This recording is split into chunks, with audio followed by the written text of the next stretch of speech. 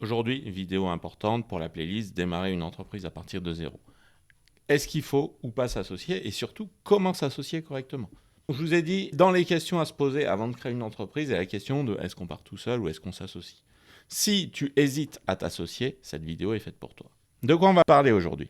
On va parler premièrement de pourquoi s'associer, à quoi ça sert, de avec qui s'associer, comment on cherche des associés, de définir la manière dont on travaille avec ses associés et comment on devient nous-mêmes un bon associé. Et enfin, on verra comment anticiper l'évolution de votre association, donc de votre société en l'occurrence dans le temps. Pourquoi s'associer? C'est très important que vous sachiez faire la part des choses là-dessus. Souvent, les gens ils vont dire « Ah ben, je suis associé avec machin, on part tous les deux, etc. » Pourquoi? Pourquoi? Vous, en tant qu'entrepreneur, vous devez vous poser la question de pourquoi je chercherais à m'associer à quelqu'un. Qu'est-ce que je recherche? Est-ce qu'il me manque des compétences? Cette personne va m'apporter des compétences. Est-ce que j'ai besoin de quelqu'un qui va apporter de la redondance? Est-ce que j'ai besoin de quelqu'un qui va avoir à peu près les mêmes compétences que moi, mais il faut absolument être deux pour accomplir telle ou telle mission? Toutes ces questions-là, il faut que vous les posiez et surtout, dans un second temps, que vous demandiez est-ce qu'il y a des alternatives? Et pourquoi ces alternatives seraient moins bonnes que l'association que je suis en train de faire. C'est-à-dire très concrètement, si vous êtes à l'origine du projet et que, par exemple, je sais pas, vous êtes maçon et vous avez besoin d'une deuxième personne sur le chantier parce que il y a plein de choses que vous pouvez pas faire tout seul. Ça peut être le rôle d'un salarié ou ça peut être le rôle d'un indépendant qui va vous filer un coup de main pour certaines missions. Donc, il faut vous poser la question, est-ce que la meilleure collaboration avec la personne que vous avez en tête, c'est celle d'associé? Qu'est-ce que ça va vous apporter qu'il y ait un associé ou pas? Donc, définissez bien vos motivations et vos objectifs. Et à côté, si par exemple, vous montez une boîte à deux, une boîte de construction toujours, voilà, et il y a quelqu'un qui est bon en charpente, l'autre qui est bon en couverture, et puis un troisième qui est un maçon, là, ça peut être pertinent. Oui, ça peut être pertinent de monter une boîte à trois. Encore que certains de ces rôles puissent être faits par des salariés. Mais évidemment, l'associé, c'est un rôle très différent d'un salarié. L'associé, il apporte des parts dans votre entreprise. L'associé, il prend part aux décisions de gestion, etc., etc. Donc, mettez bien à plat les raisons pour lesquelles vous cherchez à faire rentrer des associés dans votre projet. Que vous soyez deux ou plus, d'ailleurs, que ce soit votre projet à vous en tant qu'individu et que vous fassiez rentrer un deuxième associé, ou que ce soit un projet où vous êtes 3-4, pourquoi vous vous lancez à 3-4 et pas chacun de votre côté? Donc ça, c'est une première question à se poser. Maintenant, il faut bien avoir conscience que l'association en soi, ça comporte un certain nombre de risques. Parmi ces risques, il y a quoi? Il y a des risques de blocage, des risques de mésentente. En cas de mésentente, en cas de travail qui n'est pas à la hauteur de certains associés, comment vous gérez ça? Il faut vous poser ces questions-là. Des associés peuvent être moins impliqués que d'autres. Des associés peuvent avoir des problématiques personnelles qui apparaissent entre eux, de compétition entre les différents associés, chacun voulant être le chef, avoir le dernier mot. Comment vous gérez ça? Comment vous gérez les impacts financiers sur la collectivité des associés, sur la société, de tel ou tel aspect de tel associé? Donc tous ces risques-là sont importants à comprendre et que faire une association, c'est pas simple, c'est pas évident, ça demande une organisation. Donc peut-être qu'une première collaboration, c'est de faire autrement que s'associer. Moi, je vous incite très fortement, de toute façon, quoi que vous décidiez, à tester votre collaboration avant de vous associer de manière rigide. Alors, ça peut être quoi? Ça peut être chacun a sa petite micro-entreprise indépendante et vous intervenez collectivement sur des chantiers. Et une fois que vous avez vu que sur 3-4 chantiers, ça marche, ou sur 3-4 missions, ça marche, vous allez un petit peu plus loin. Okay, ça peut être lancer une boîte, effectivement, mais une boîte très légère, où vous mettez très peu de capital et où vous commencez à tester de travailler ensemble. Et au bout d'une certaine période, vous allez plus loin dans votre association. Vous mettez plus de capital, vous vous attaquez à des plus gros projets, vous vous attaquez à des choses plus importantes. Ça peut être une phase d'incubation en passant par un incubateur d'entreprise qui est une structure dédiée au fait d'héberger des projets avant qu'il y ait une structure juridique qui existe. Vous avez toutes ces solutions-là avant de vous associer avec des gens. Donc n'hésitez pas à en profiter, n'hésitez pas à tester la collaboration. Bon, alors, vous vous êtes dit, ok, je veux m'associer. La question, c'est avec qui je m'associe. Alors, si vous avez déjà quelqu'un en tête, la question ne se pose pas beaucoup, mais peut-être que l'équipe que vous avez, l'équipe entrepreneuriale que vous avez n'est pas suffisante. Peut-être si vous avez un pote, vous vous dites, On va lancer la boîte tous les deux. Toi, tu as des compétences A, moi j'ai des compétences B, mais peut-être qu'il vous manque encore des compétences dans l'équipe et que c'est plus pertinent de s'associer à 3. Donc, posez-vous bien la question, dans une équipe entrepreneuriale, s'il faut absolument un projet à plusieurs, est-ce que j'ai tous les profils sous la main ou pas? Si vous ne les avez pas, il va falloir aller les chercher. Comment vous allez chercher des profils? Moi, vous savez, je vais vous dire ce que j'ai fait en général, c'est que j'ai répondu à des annonces. J'ai répondu à des annonces de gens qui cherchaient soit des associés, soit des prestataires. Ça, c'est ce que je faisais au début et ça a très bien marché. Enfin, voilà, j'ai pas eu de mauvaise expérience par ce biais-là. Évidemment, il y a plein de foireux sur les plateformes d'annonces, donc méfiez-vous quand même. Ça peut être dans le réseau. Ça peut être dans le réseau. Moi, j'ai rencontré des gens dans les réseaux d'entrepreneurs, on a discuté des projets des uns et des autres, et ça m'est arrivé de m'associer à des projets pour des gens que j'ai rencontrés en gros autour d'un verre, un after work, quoi. Évidemment, on ne s'est pas associé le lendemain. Évidemment, c'est passé par tout un tas de phases de collaboration qui font qu'aujourd'hui, on est associé avec ces gens-là. Ça peut être évidemment dans votre cercle familial ou dans votre cercle amical. Mais attention à ça. Beaucoup de gens vont vous dire ne faites pas ça, ne faites pas ça. Bien sûr que si. Si vous avez des gens compétents dans votre cercle familial ou amical, ben oui, ça peut être pertinent de s'associer avec eux. Par contre, faites attention. Vous changez de catégorie. C'est un peu comme quand vous vous mettez en couple avec votre meilleur ami. C'est plus votre meilleur ami, c'est votre conjoint. Et si à un moment la relation de conjoint part en couille, ce sera plus jamais votre meilleur ami. C'est pareil si vous vous associez avec un ami.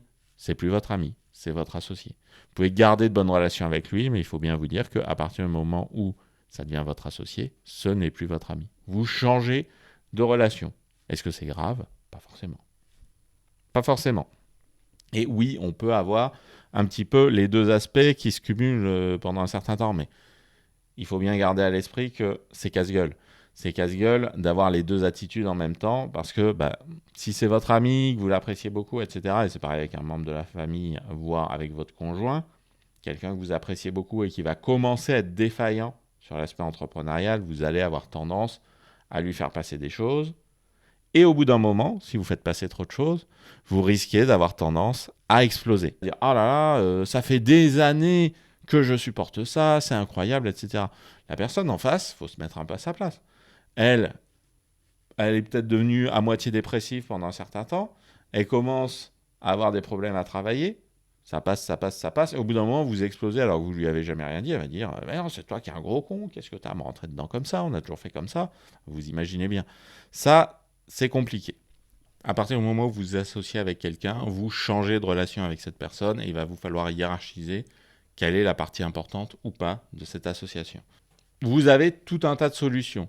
Comment vous choisissez le bon associé? C'est simple, il faut que vous soyez un petit peu organisé, que vous vous décidiez à mettre sur papier ce que vous attendez de votre associé. Quelles sont les compétences, leur engagement, l'apport éventuellement financier que vous attendez d'eux. C'est important de mettre ça sur papier parce que vous allez, comme tout le monde, moi le premier, avoir envie de vous associer avec certaines personnes et moins envie de vous associer avec certains autres.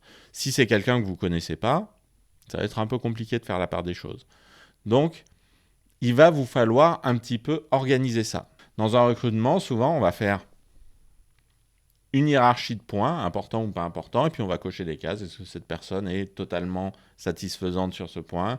Oui, mais avec un petit doute, ou pas du tout. Et puis après, on va discuter avec la personne. Tiens, sur tel point, je pense que c'est un peu faible. Qu'est-ce que vous en pensez? Est-ce que vous avez une volonté de progresser sur ce truc-là? Est-ce que vous allez vous former sur ce truc-là, etc., etc. On peut faire un petit peu pareil quand on cherche un associé, essayer d'avoir une approche un peu analytique, un peu rationnelle. Il n'y a pas de formule miracle. C'est un peu à vous de chercher votre organisation, un petit peu à vous de formaliser les choses comme vous voulez. Mais notez-vous, qu'est-ce que j'attends de cet associé? Est-ce que c'est la personne qui va apporter des clients? Donc dans ce cas-là, qu'est-ce qui me prouve qu'il est capable d'aller chercher des clients? Est-ce qu'il a déjà fait, etc., etc. Il n'y a pas de formule magique pour avoir un bon associé. Il n'y a pas une formule magique pour vous dire, tiens, associez-vous avec tel profil et puis ce profil, ça va marcher. Non, c'est une relation interpersonnelle entre deux humains qui évoluent dans le temps, ou plus d'ailleurs, et il va falloir que vous définissiez tout ça. Évidemment, selon l'engagement que vous attendez de la part de vos associés, ça va être plus ou moins important de choisir un associé de manière très très rigoureuse, de faire très très attention à ses compétences ou pas. Par exemple, si vous cherchez simplement un investisseur et que vous attendez rien de lui, à part qu'il vous apporte du capital, bon, sa stabilité financière et puis le fait que ce soit une personne saine d'esprit, la tête sur les épaules, qui ne va pas commencer à avoir des exigences délirantes dans la suite, ça suffit. Si vous cherchez quelqu'un qui va gérer la boîte avec vous, là, il faut beaucoup plus de choses dans cette association pour être sûr que ça se passe bien. Il va falloir vérifier beaucoup plus de points que ça. Notamment sa capacité à gérer tout seul si vous êtes dans le coma 6 mois, et vice-versa, votre capacité à gérer tout seul si l'autre personne est dans le coma pendant 6 mois, etc., etc. Ce qui manque à la plupart des conseils sur les associations que je trouve sur YouTube, par exemple, c'est que la plupart des gens vont vous dire « fais ça, fais pas 50-50 ». Fais pas 70-30. Ne t'associe pas avec ta femme, ne t'associe pas avec ton père, ni ton frère, etc., etc. Ils vont vous donner plein de conseils. Mais personne ne vous dit que vous allez définir ensemble et comment vous allez vous partager le boulot si c'est un projet collectif. Ça enchaîne sur la troisième partie de cette vidéo qui est définir les modalités de la collaboration. Il est très important d'être capable de savoir ce que chacun attend de l'autre et ça, il faut le formaliser. Il faut le formaliser, vous marquez sur un papier, voilà. Quel est le rôle de l'associé 1 ? Quel est le rôle de l'associé 2 ? Et selon ces modalités, vous allez avoir un rôle différent dans la société. Je vais vous donner des exemples pour que ce soit plus concret pour vous. Donc, imaginons que vous montiez un projet logiciel. Vous avez une personne, et ça, c'est des exemples, c'est comme ça que je fais. Vous avez des personnes qui sont associées dans ce projet. Donc, de quoi vous avez besoin ? Vous avez besoin de compétences techniques. Voilà, quelqu'un qui est capable de faire l'architecture du logiciel et d'intervenir dans le code. Éventuellement, de compétences en interface. Encore que ça, c'est quelque chose qu'un freelance peut vous faire ponctuellement. Mais voilà, vous avez besoin de quelqu'un qui va gérer la partie business, la partie aller chercher des clients, faire des collaborations. Et il va falloir cocher les cases. Qui fait quoi ? Qui gère quel aspect de l'entreprise ? C'est pareil si vous montez une boîte où vous allez construire des maisons. Qui gère l'architecture ? Est-ce que vous faites appel à un architecte externe ? Est-ce qu'il y a un architecte dans la boîte ? Qui gère la prospection ? Qui va acheter les terrains ? Est-ce que c'est vous ? Est-ce que vous construisez pour d'autres ? Etc. Qui gère la gestion des travaux ? Qui est le chef de chantier ? Etc. Donc vous allez prendre tous ces aspects-là et vous allez décider si c'est l'associé A, l'associé B, un éventuel associé C qui n'existe pas, ou des salariés, etc. Et ça, il faut le formaliser. Et ensuite, en fonction de tout ça, ça va être assez naturel de définir la répartition des pouvoirs au sein de l'entreprise. Les pouvoirs au sein de l'entreprise doivent être en accord avec l'organisation nécessaire pour piloter cette entreprise. Donc, il y a des projets qui sont très fortement portés par une personne. Quel que soit le type de projet. Si c'est un projet de logiciel, ça peut être un projet de logiciel qu'une personne a voulu faire toute sa vie. Elle a voulu faire ce logiciel, elle met beaucoup d'argent de côté, elle organise un financement et elle va chercher un associé pour le développer. Ça, c'est ce qui se passe souvent dans les projets où moi je suis. Et moi, souvent, je suis l'associé qui arrive. Dans ce cadre-là, c'est souvent pertinent que ce projet, qui a été réfléchi, construit et qui va être piloté par cette personne, soit géré par la personne qui est à l'origine de ce projet. Et que moi, je sois un actionnaire minoritaire. C'est parfaitement logique. Donc, moi, ce que je fais en général dans ces cas-là, c'est que je prends 10, 20, voire 30% maximum des participations. La personne qui porte le projet reste le maître à bord, reste le pilote de la société, reste le chef de l'entreprise. Et moi, je suis son consultant préféré, entre guillemets. Je suis la personne qui, quand c'est nécessaire d'avoir un avis technique, un choix stratégique sur la question de l'organisation technique ou un retour d'expérience d'autres projets logiciels, je suis le référent. Et je peux ne pas forcément travailler au quotidien dans cette entreprise-là.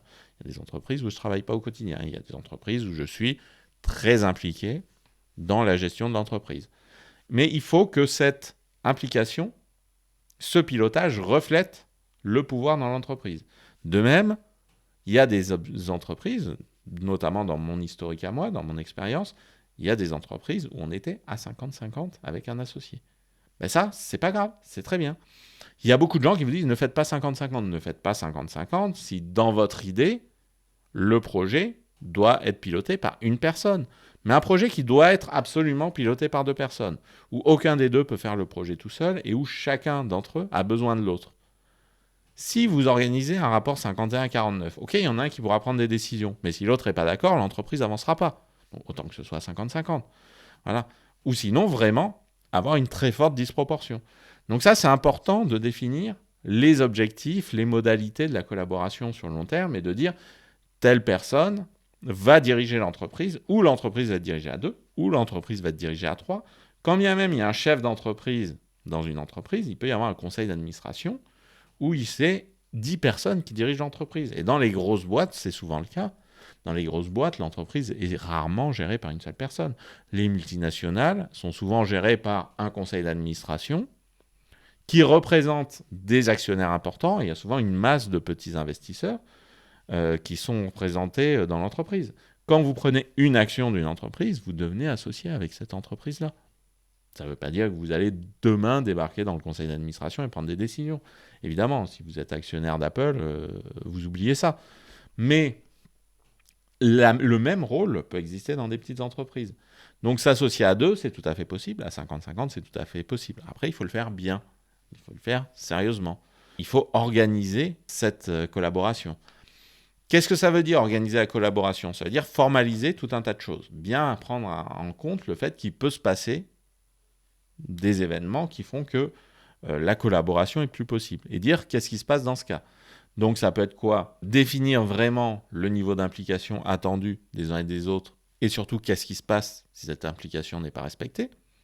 Donc par exemple, ça peut être une clause de rachat où un des membres peut s'accorder le droit de virer l'autre en respectant une certaine procédure, avec un temps de conciliation, et avec évidemment peut-être un avantage financier pour la personne qui sort, qui permet de la sécuriser. Ça peut être de faire appel à des médiateurs, à des arbitres, et de marquer quels arbitres interviennent et pourquoi. Voilà, vous pouvez avoir certaines décisions qui sont censées être prises à la majorité des associés, et puis d'autres qui peuvent être prises avec une autre procédure, plus rigoureuse ou moins rigoureuse. Vous pouvez avoir des aspects de la gestion de l'entreprise où des personnes, nominativement, doivent être consultées, même si cette personne a un tout petit pourcentage du capital. Donc tout ça, c'est des choses que vous pouvez organiser dans votre société. Ça va être plus facile d'organiser ça avec certains types de sociétés qu'avec d'autres, mais quand vous en serez là, ça peut être utile de faire appel à des spécialistes. Si vous souhaitez vous aider à organiser tout ça, vraiment, là, je vous conseille de faire appel à quelqu'un. Et moi, je peux vous proposer un coaching sur ce sujet-là, un coaching collectif avec vos autres associés pour vous aider à poser les questions, à faire la part des choses, etc. Moi, j'ai participé à plein de projets comme associé. J'ai déjà fait ça dans certaines entreprises et je serais ravi de recommencer. Donc, n'hésitez pas. Allez, hop, c'est la fin de la partie publicitaire. Donc, prévoyez tout ça, comment on rentre, comment on sort, comment on gère les désaccords et comment on gère les investissements de chacun. Alors, formellement, une entreprise, le pouvoir à la fin, ça dépend du nombre de parts que vous avez. Et les parts que vous avez dépendent normalement de l'apport de capital que vous faites. Donc c'est très simple si la répartition du pouvoir correspond à la répartition des apports financiers de chacun. Et si en plus la répartition des efforts plus tard est la même, c'est encore plus simple. Mais ça peut ne pas être le cas. Vous pouvez avoir des gens qui mettent 1000 euros pour avoir 50% des parts, et puis quelqu'un d'autre qui va mettre 100 000 euros et avoir que, 30% des parts, par exemple. Ça, c'est tout à fait possible. C'est une question de rapport de force dans la négociation entre associés. Et c'est assez courant dans certains métiers, dans certains domaines, notamment dans les projets logiciels, que les créateurs de l'entreprise, les créateurs de l'entreprise aient une grosse participation alors qu'ils ont mis peu de capital, et que les autres aient une plus faible participation, même s'ils ont mis beaucoup de capital. Et donc, c'est les minoritaires qui financent le projet, et c'est les majoritaires qui le pilotent, qui le portent et qui en profitent. Voilà, ça existe. Et ça existe aussi des entreprises où des gens ont beaucoup d'actions, mais sont très peu impliqués dans sa gestion. Donc, gardez à l'esprit qu'une entreprise, c'est quelque chose de très souple, mais qu'il va falloir organiser. Et le problème, souvent, moi, que je vois beaucoup dans les associations qui dérapent, c'est que ces points-là n'ont pas été formalisés. Donc, il y a des gens qui ont dit on est à 50-50, donc je m'attendais à ce qu'ils fassent la moitié du boulot. Et l'autre qui va répondre non, moi, on était à 50-50 parce que j'ai apporté la moitié, mais je comptais faire que ça, apporter la moitié, avoir la moitié des bénéfices. Les deux sont en désaccord, mais comme ils n'en ont pas discuté avant, ils ont juste lancé la boîte, Ils ne savaient pas qu'ils étaient en désaccord, évidemment que l'entreprise n'aurait pas marché.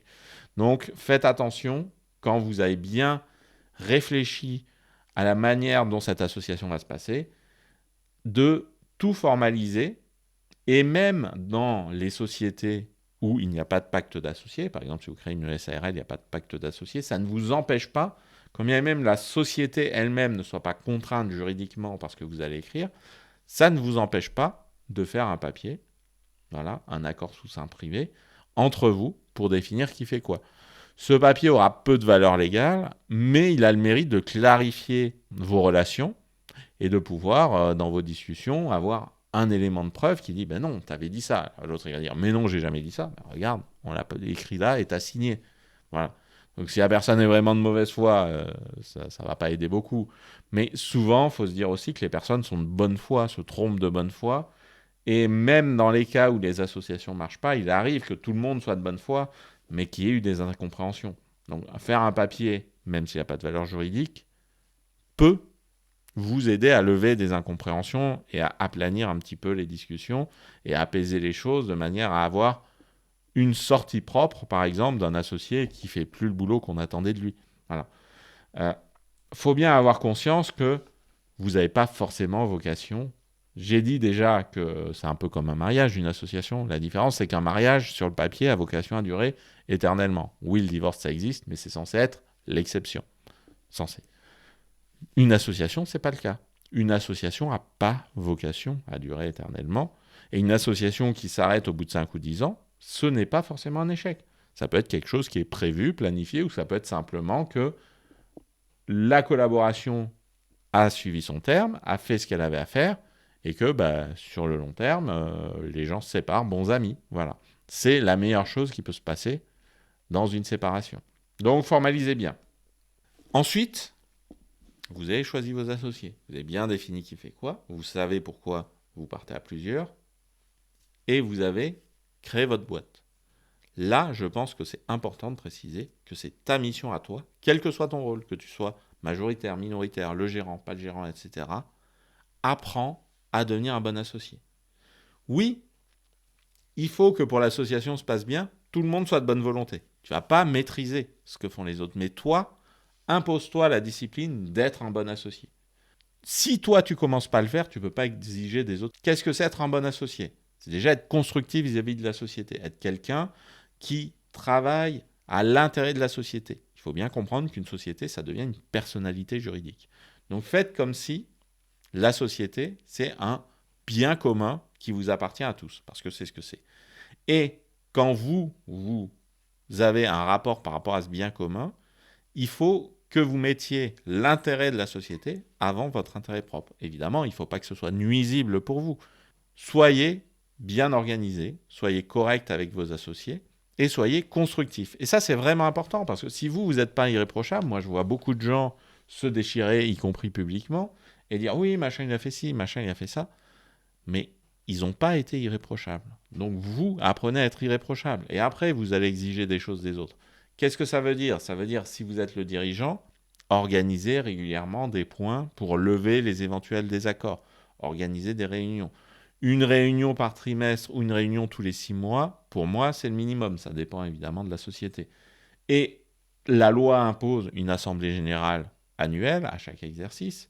Bon, déjà, si vous ne faites pas ça, c'est mal barré. Et je vois des entreprises qui ne font pas ça. Je vois des entreprises où les juristes envoient un compte-rendu d'assemblée générale aux différents associés. Chaque associé signe dans son coin. Ils ne se sont même pas parlé, non ? Réunissez-vous. Faites une visio, à minima, et discutez entre vous. Voilà, on a fait ça cette année. Tel point est positif, tel point est négatif. On pourrait améliorer ça. Les minoritaires font des suggestions. Le majoritaire, s'il y en a un, donne son avis sur ces suggestions. Éventuellement, vous organisez des réunions de travail sur tel ou tel point entre associés. Voilà, quand bien même les associés, ce soit des associés minoritaires, voire des associés qui ne sont pas impliqués au quotidien dans la société, il faut avoir ces temps d'échange avec eux, ces temps qui permettent de les rassurer, d'organiser la société. Et si vous êtes le minoritaire, c'est bien d'être constructif, de demander à avoir les éléments qui vous manquent, parce que si vous n'avez pas, par exemple, le projet d'assemblée générale en amont, si vous n'avez pas le projet de compta en amont, Ça va être difficile de donner votre avis, donc c'est bien que vous ayez ça en amont. Vous lisez-le bien avant les réunions. Pendant les réunions, posez les questions qui vous turlupinent, faites des suggestions. Voilà. Une bonne relation entre associés, c'est ça. Vous ne pouvez pas l'exiger des autres, chacun fait ce qu'il veut, mais déjà, imposez-le vous, c'est super important. Je passe vite sur cette partie-là, mais pour moi, c'est quand même quelque chose de fondamental qu'il faut s'imposer, et c'est ce que je fais, moi, à titre personnel, dans toutes les sociétés où je suis. J'essaye d'être constructif, quel que soit mon rôle. Il y a des sociétés où je suis gérant, il y a des sociétés où je suis un associé actif et impliqué au quotidien dans la vie de la structure, et il y a des sociétés où je suis un simple associé passif qui est donner un chèque pour filer un coup de main. Mais dans chacun de ces rôles, j'essaye de mener ce rôle à bien, d'être constructif, d'être productif et d'aider l'entreprise à avancer. Et donc d'aider le dirigeant quand c'est pas moi. Ok, on a vu tout ça. Votre entreprise, elle roule. Comment une association se termine? Il faut bien comprendre qu'une association, ça doit évoluer dans le temps. Ce que vous avez défini au début, ça ne va pas être valable tout le temps. Moi, je pense que c'est bien, quand on négocie une association avec des gens, de se mettre des échéances de renégociation directement. C'est pas obligatoire, mais moi j'aime bien cette pratique-là de dire, ça peut être tous les ans à l'Assemblée Générale, ça peut être par séance de 3 ans, ça peut être plus court, peu importe. C'est votre organisation avec vos associés qui font ça. Mais par exemple, il y a une boîte où je suis, où on a une renégociation tous les 6 mois. En général, la renégociation, elle se passe vite. On dit, en gros, tout va bien, oui, oui. Mais bon, ça peut être le moment de dire non. Et puis, moi, je gagne tant, toi, tu gagnes tant. Est-ce que c'est bon? Il y a du fixe, du variable, il y a de l'intéressement, comment ça marche, etc., etc. Voilà. Ça peut être une solution de faire ça, et ça peut être tous les 6 mois ou tous les ans.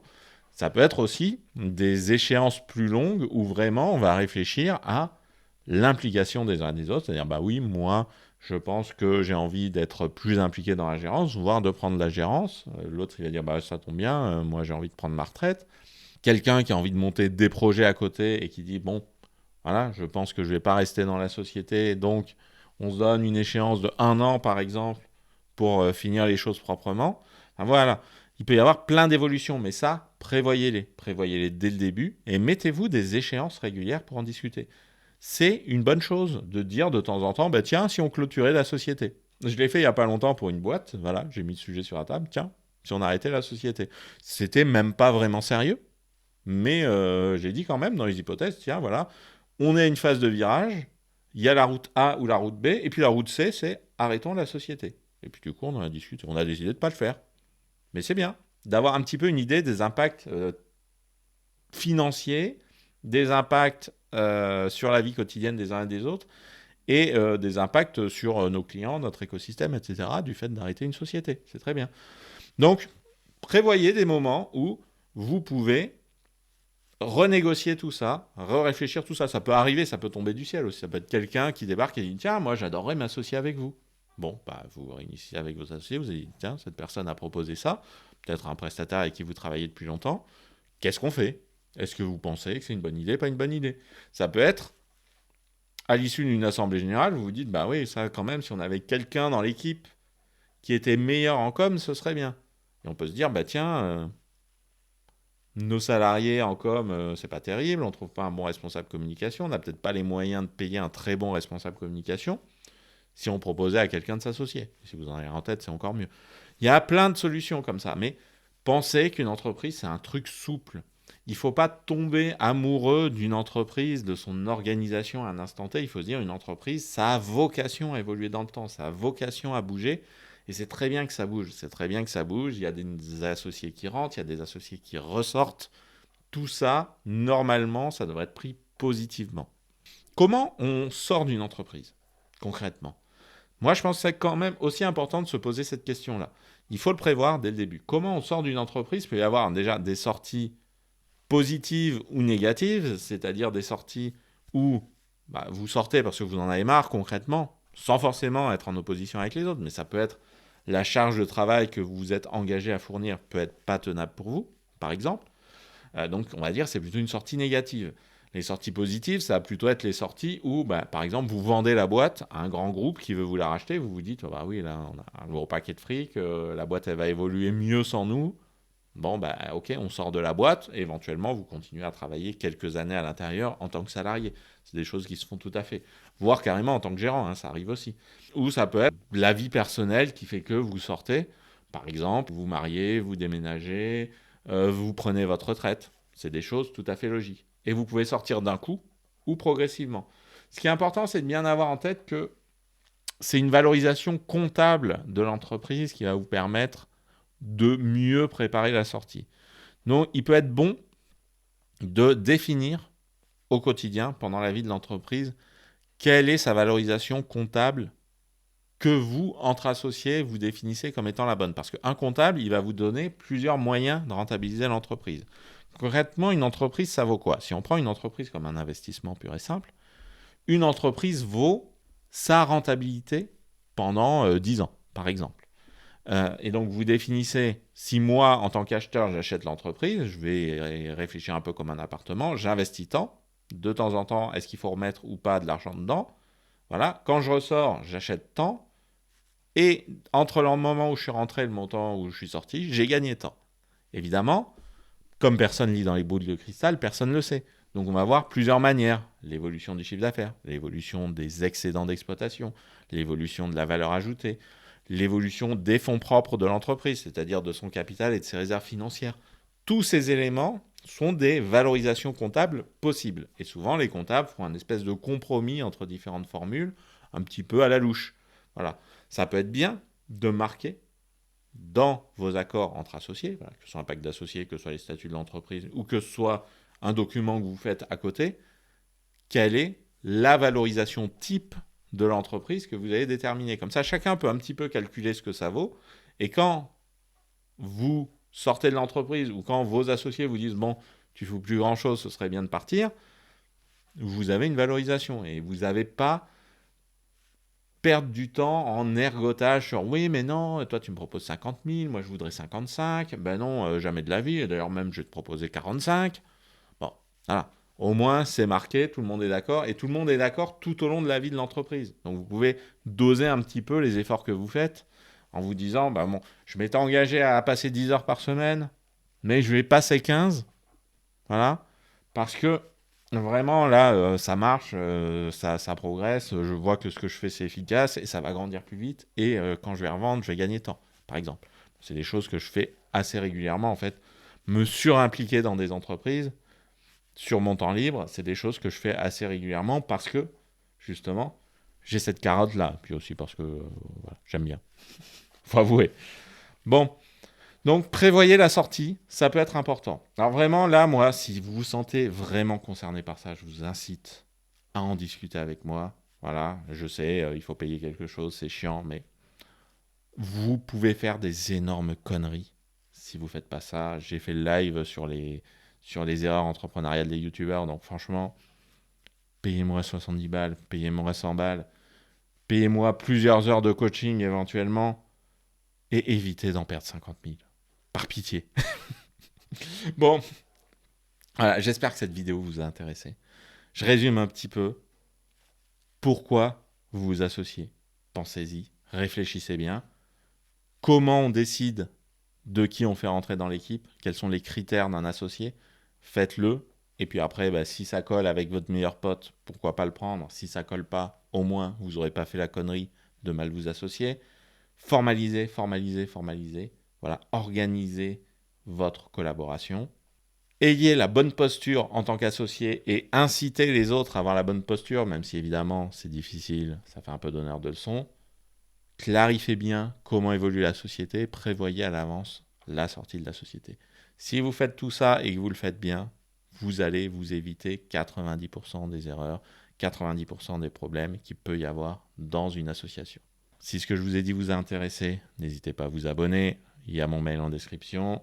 Il existe un serveur Discord pour les échanges plus détendus autour de la chaîne et les échanges avec les autres abonnés. N'hésitez pas à vous abonner si tous ces sujets vous intéressent. Et sinon, il ne me reste plus qu'à vous souhaiter une bonne journée.